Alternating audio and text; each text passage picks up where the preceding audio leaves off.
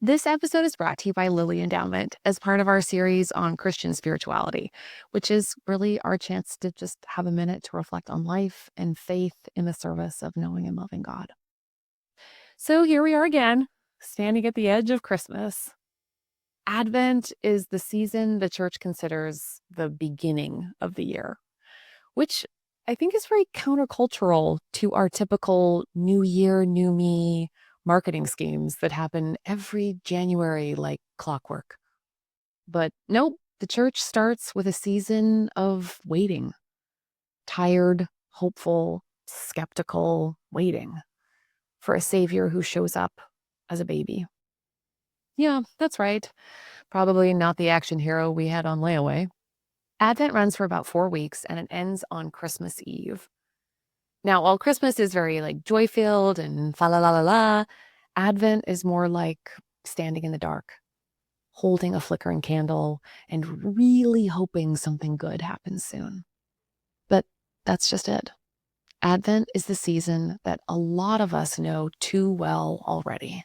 Our whole life sometimes just feels like it's an entire season of waiting for good news, for the medicine to work, for people to love us the way we need them to, for the person that we care about to kick their addiction, for this grief not to feel so overwhelming, for any of this pain to stop. But Advent asks us to be the kind of people who wait with hope, with peace even, with joy, and with love. So every year, Advent becomes like the place where I reset. And I just want to invite you all to practice Advent with me. I'm sharing a daily Advent devotional over on Substack, and you are so welcome to come on in. It's completely free. It's katebowler.substack.com.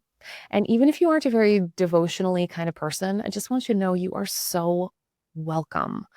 I'll just share a short blessing and a reflection and just something to orient our hearts and our minds in the madness that is December. So think 15 minutes tops, unless life is particularly lifey, in which case you can skim or skip. There's no hard and fast rules. It's just a chance to maybe take a breath. So welcome to Advent, my dears. Not the one that we imagine in Hallmark movies, which I love, or on perfect Instagram reels, but the Advent we actually have, equal parts weary and stubbornly hopeful. Today, I want to talk a bit about hope because December is here. Cue dramatic sigh. And with it, a season of mild panic disguised as festivity. Oh, it's funny. I was looking at stats today about how anxious people feel about December, and it is bonkers. And they try to subdivide it. Is it all the decorating? Is it the endless errands? Is it the sudden realization of the school concert, which is the same night as the office party? Is it trying to figure out travel plans? Or maybe you're one of those maddeningly organized types who already started your shopping in July. Your cards are mailed. Your freezer is full of labeled cookie dough. Who are you, you magical Christmas elves? Come to my house. Find me. Save me from my, desire to even try to make shortbread this year.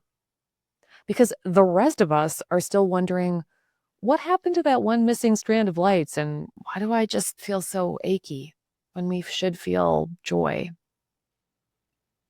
It's easy to let December sweep us away into anxiety and anticipation of the worst kind. That feeling like we could be crafting homemade wreaths, but also saving democracy and brushing every resentment and unmet hope under the rug when everyone comes to our house and we wish we could not have that one political conversation again. Advent, though, it asks us to live in a different rhythm of things. The early church saw this season as one of watching and waiting, not just for Christmas morning, which is my favorite, but for the whole story of God's redemption. So they began the year not by rushing, but by slowing down. The prophet Isaiah describes this posture so well.